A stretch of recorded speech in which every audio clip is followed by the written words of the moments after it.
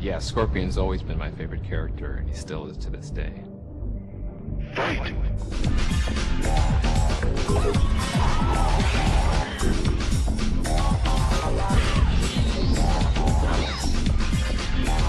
Playing Scorpion's cool. I mean, you get to be kind of just a little bit crazy, a little bit nuts. You know, it's like you're a ninja. How cool is that? I've played him in Sub-Zero mythologies. I did some motion capture for Scorpion, and I played him during some of our live events for Mortal Kombat. I am Scorpion. You killed me in cold blood. As a player, if I get a chance, I'll always pick Scorpion. His whole play style, it just kind of suits my style of gameplay. I'm proud to have been part of the Scorpion legacy throughout the years. The spear move has always been one of my favorite moves in all the Mortal Kombat games, and I don't think we've ever been able to top it. Hello, my name is John Parrish. I am Jax!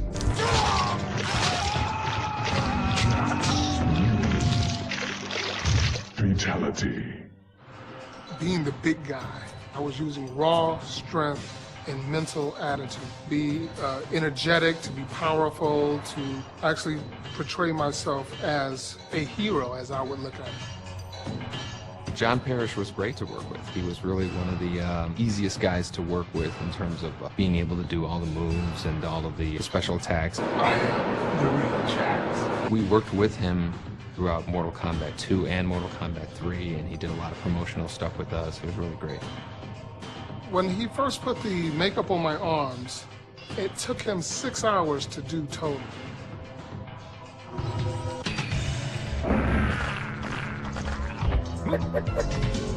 Outstanding.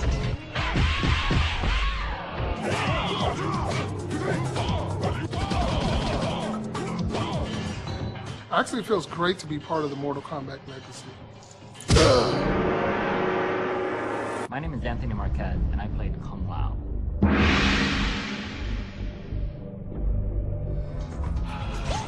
Finish him.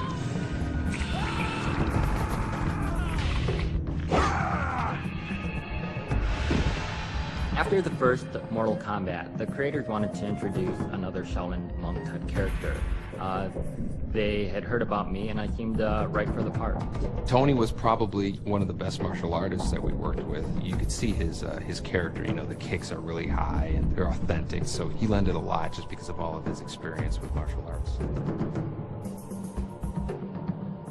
So in terms of his attitude, the way he moved, the tilt of the hat, all of that stemmed from what I thought Kung Lao should be. The favorite part of my personality always stemmed from the hat. You put on the costume and you're still just a person in costume. But once that hat goes on, it's almost like being Clint Eastwood in an old Western movie with the brim of the hat hiding your eyes, and when you slowly tilt that head up, you know once you make eye contact, that's Kung Lao. It's no longer Anthony Marquez, it's Kung Lao. My name's Rich DeVizio, and I played Baraka in Mortal Kombat 2.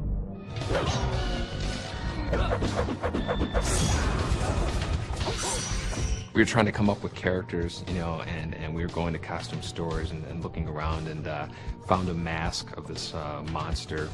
There was this very tight mask that I had to wear. You know, painted it up, you know, kind of made it all, butchered up his face. And I just remember tons and tons of water just coming down my neck. And we took like, you know, fake nails and put them on for his teeth and spray painted them silver. This mask was skin tight. And those made up his teeth. And so people don't realize that, you know, this really scary creature is made up of, you know, a mask and some fake fingernails that were bought in a supermarket. That shoot was unbelievable. Baraka hasn't been in many Mortal Kombat games, but he's been a fan favorite for a long time.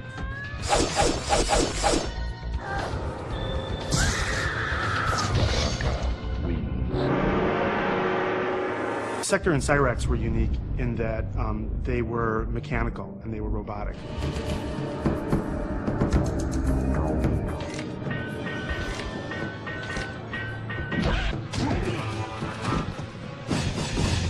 funny story about Cyrax and Sector was that originally we could not think of a name for them. So Tony Goski came up with the name Ketchup and Mustard, Ketchup being Sector and Mustard being Cyrax. Cyrax was one of the many characters portrayed by Sal DeVita. When Sal was playing Cyrax, I felt the worst for him because he had this helmet on that I remember him sweating a lot inside, and he had just unbelievable tolerance for discomfort. The costume for Sector and Cyrax was really heavy. It was a lot of plastic armor and plastic chest plates, but then a custom-made helmet, but hot, uncomfortable, you know, couldn't breathe, couldn't hear anything, but somehow we made it through it. It was great. Cyrax always had a lot of cool moves, a lot of cool gadgets. His chest opens up and bombs come out, nets come out. In Deadly Alliance, he had one of my favorite fatalities with the big claw, slams the guy down.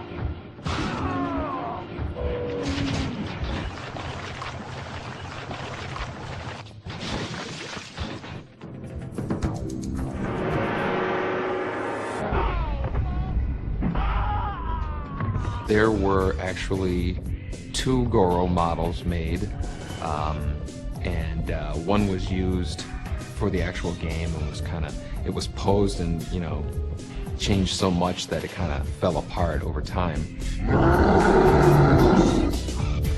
And I have one of the original Goro models that's stashed away at home.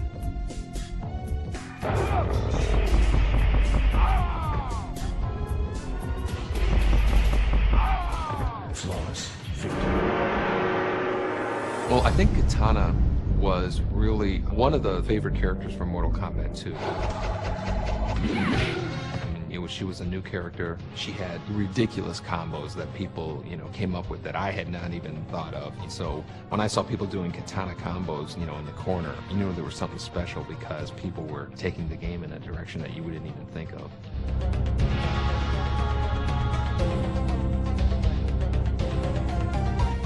Well, Katana was similar to Melina in that had a limited amount of memory than the Mortal Kombat 2 machine, and we wanted to get 12 characters out. So Katana and Melina are really kind of the female version of Scorpion and Sub-Zero.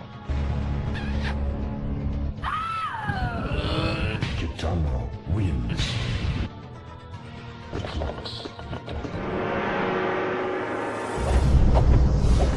victory. Melina was created because we needed to stretch the memory in our game again. We were out of memory. We had a cool female character in Katana, and we wanted to kind of double up on that and give her, you know, special moves, make an anti-Katana in a sense. And so that's kind of where Melina came from.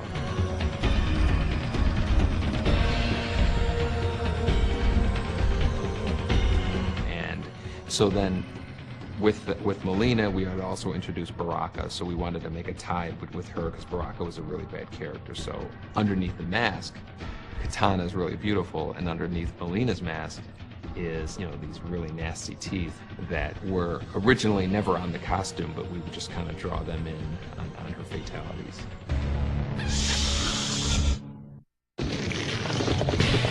Melina wins. Jade was the third in the series of characters that was derived from existing images. Jade was a female ninja type character like Melina and Katana were, and she was kind of like an evil version of Katana in a sense.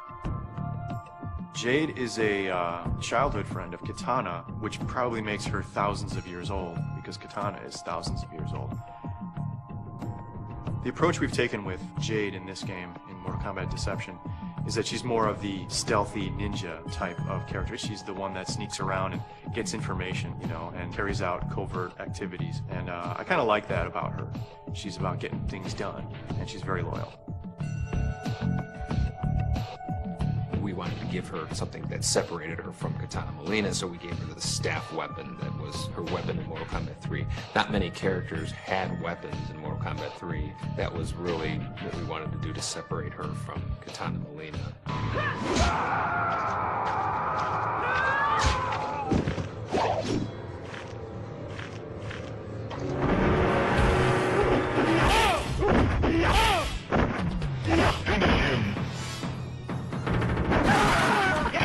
Johnny Cage wins. creature. Johnny Cage wins. Flawless victory.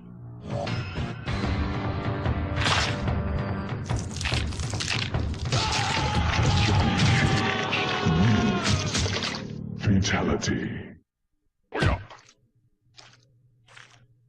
Hi-ya. Johnny Cage wins. Fatality.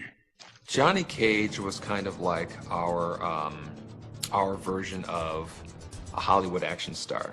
He's the one character not to take too seriously. He's not a brooding hero. He's a, hey kind of hero. He's a Hollywood guy. A lot of flair, a lot of pizzazz, still very skilled martial artist, but put in the situation with all these noble Shaolin monks and Lin Kuei ninjas. Johnny Cage, to me, is almost like the comic relief of Mortal Kombat. He's the actor, so he doesn't take this all as seriously as a Liu Kang or Raiden or Kung Lao.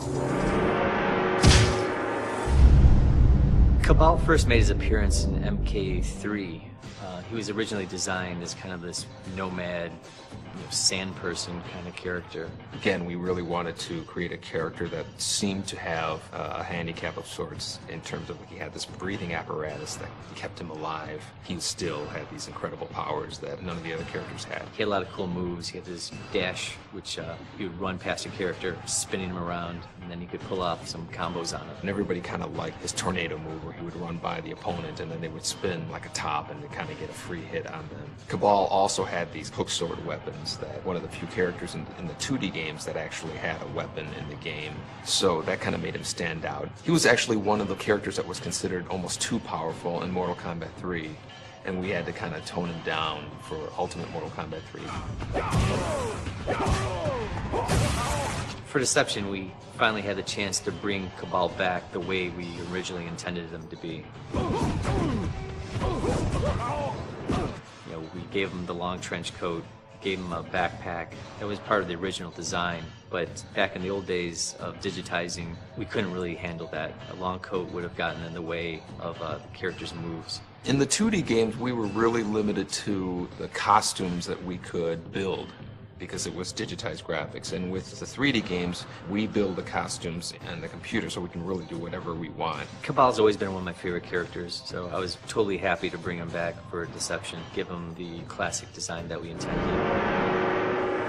My name's Rich DeVizio. I played Kano in Mortal Kombat 1 and Mortal Kombat 3.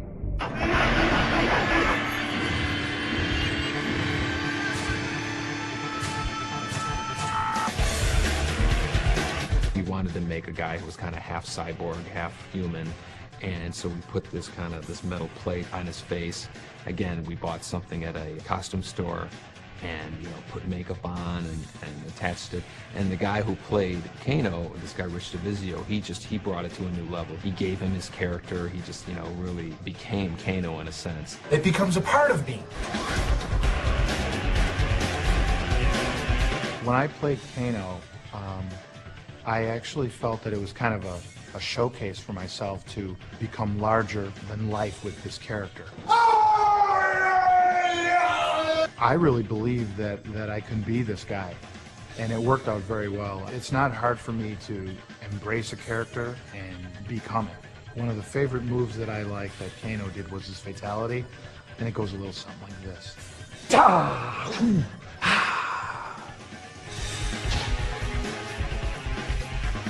Kano win! I think that Nightwolf is your quintessential Native American icon.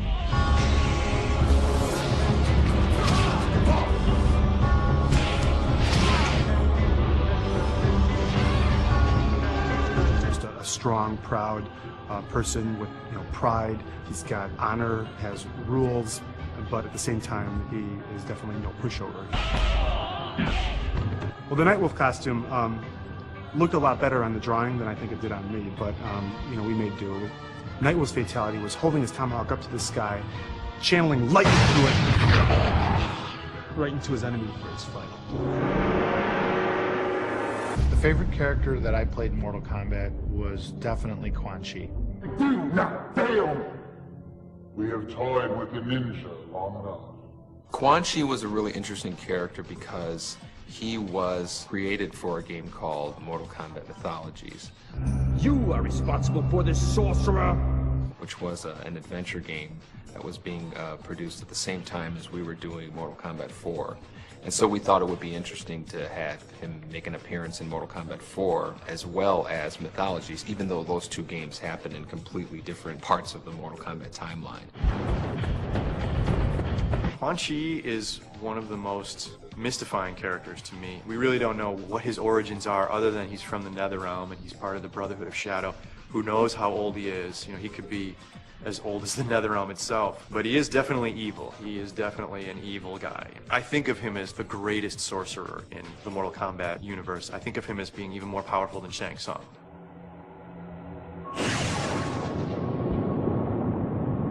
Rich DeVizio was hilarious as Quan Chi. He really played the part well. To me, he is Kano, and he is also Quan Chi. He's both of those characters. You can't look at Quan Chi and not think Rich. And now, on to Hollywood. The makeup was unbelievable, and I was actually able to act a little bit in full motion videos, which was very exciting for me. I remember that the impetus behind the cabinet design on MK4 was the reintroduction of the series back then. They wanted it to stand out in the midst of the arcades. As such, they wanted to push the sides as something that you could not miss. So we did some shots in the studio, had Rich come in, put fire behind him, big old Quan Chi face, no one can miss it. And that's what ended up happening. The first time I saw myself on the side of the Mortal Kombat 4 arcade stand-up, I was just blown away. That chapter, Mortal Kombat 4, was the Quan Chi show in a sense. Do not fail. My first impression of seeing myself in the game, I was ecstatic, because I knew it was me. I thought it was just awesome. God of Thunder and Lightning, that just kind of became what his thing was. I think that was really kind of what inspired a lot of his special moves, was the fact that he was a god.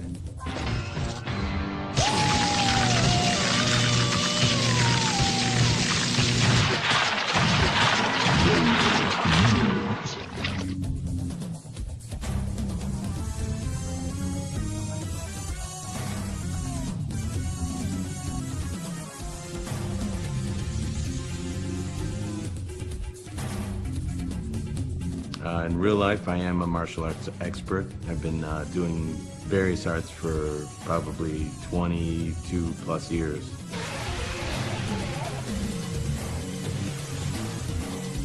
You know, I'm wearing this hat. Got that on. Got that action working. Yeah, the hat is gone. It was destroyed with one of the falls that Carlos took, and I don't think we've seen it ever since. Do I have the hat? No, I wish I did. That's probably the one thing I wish I had. I feel really thankful to be part of the Mortal Kombat legacy, you know, and it's changed my life incredibly.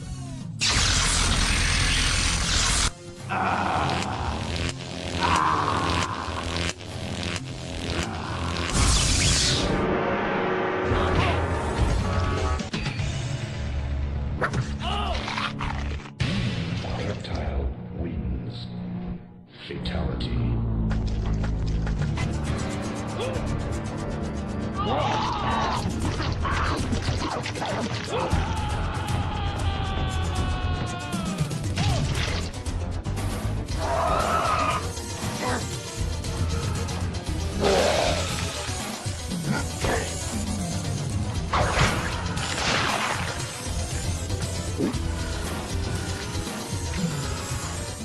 Reptile actually was the character that I came up with driving back to work from lunch on a Saturday. We had seen how much we got away with in terms of Scorpion and Sub-Zero changing ninja palettes, and I really wanted a super secret hidden feature in Mortal Kombat 1, and came up with these really odd set of circumstances to make Reptile appear. It was rare enough that people would say that they had seen him and nobody would believe him, but so it worked out perfectly. I am Reptile. I talk like this. And then I have to go like this. Yeah, Reptile, the infamous Green Man. It was another one of those characters where they swap some of the images from one character to another, I saw those moves that they told me to do that were for other characters, like for example the force ball, you know, when I put my hands out and then a big ball comes rolling out. That was for Reptile, but here I had no clue at that time. Reptile wins. Fatality.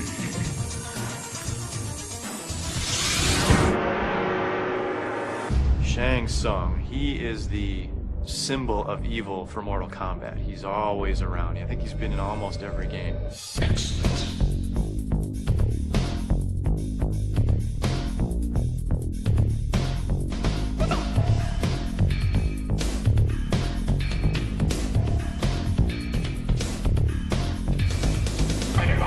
His job in Mortal Kombat 1 was to win Earthrealm for Shao Kahn. Shang Tsung's stance I thought was really unusual, and it was kind of like this. Very different, very unique from all the rest of the characters in the game. Kung Lao, Johnny Cage, Reptile. Shao Kahn wanted to take over Earthrealm, and through the Mortal Kombat tournament, he was going to do it.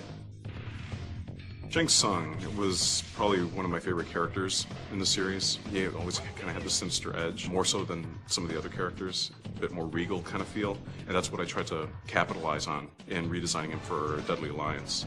In Mortal Kombat Deadly Alliance, Shang Tsung teams up with the sorcerer Quan Chi, and the both of them not only kill Liu Kang, but they kill Shao Kahn as well.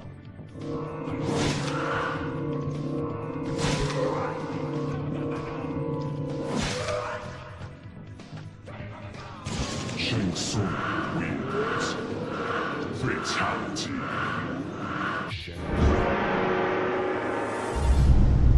Shao Kahn was the big bad guy in Mortal Kombat. Feel the power of Shao Kahn. Well, Shao Kahn is kind of like the top of the ladder in terms of big bad guys in the Mortal Kombat series. Prepare to die. He was really the boss's boss in a sense, and he was basically the guy that everybody was ultimately trying to stop in terms of his invasion of Earth in Mortal Kombat 3.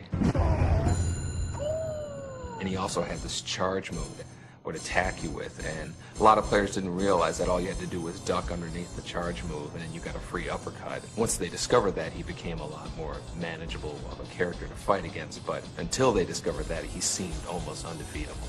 Shao Kahn was killed in Mortal Kombat Deadly Alliance, but nobody really ever dies in Mortal Kombat. For Deception, our goal was to really say, let's bring back the nostalgia characters, and obviously Sindel, Nightwolf, Baraka, Melina, all of those are in that category, and so we had to bring them back. Fight.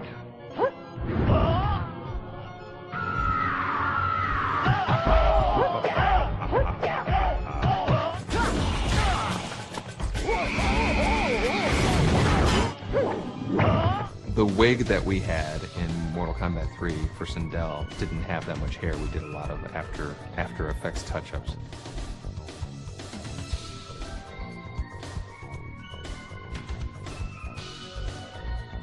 She had this ability to scream at super loud volumes, and that was kind of, that would stun the opponent and give you kind of a free hit.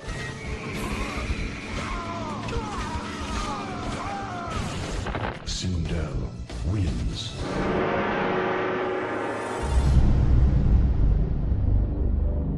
Smoke originally came from our memory limitations that we've had in doing arcade games, and just as Scorpion and Sub-Zero were using this same images and getting more mileage out of them by changing the color, when we were out of memory for Mortal Kombat 2, I always liked putting in secret characters in the game at the last minute that nobody knows about. That was kind of like the origin of Smoke and Jade. They were, you know, just kind of like the alternate colored versions of Sub-Zero and Melina and Katana. He had a lot of cool moves as a robot. He had this grappling hook that would come out of his chest, and he just had a lot of cool moves, which made him a player favorite.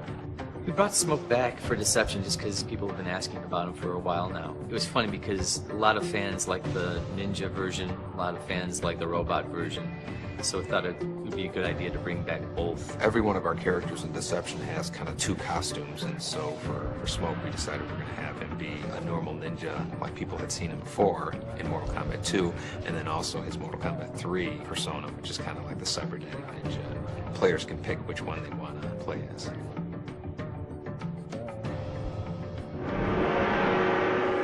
Sonya is a badass.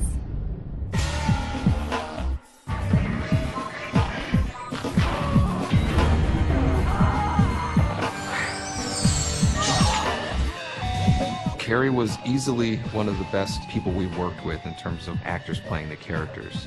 Yes, I still have the Sonya costume. Every once in a while, I'll bring it out. I absolutely see Sonya again in future Mortal Kombat games. I would love to play Sonya again.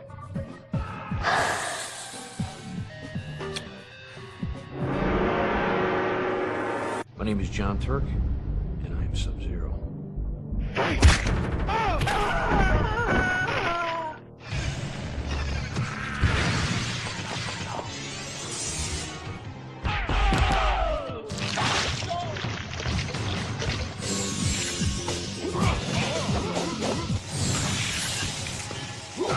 You know, the freeze move in the first Mortal Kombat really came about because I was always a big fan of kind of setting up the player for a free hit. We walk over to the game and, you know, they're playing Mortal Kombat 3 and, you know, the kid's playing Sub-Zero and I'm standing right behind him and he doesn't even realize that the guy he's playing is right behind him. Let's get something straight. I am not a ninja. I am Lin Kuei. Scorpion was a ninja.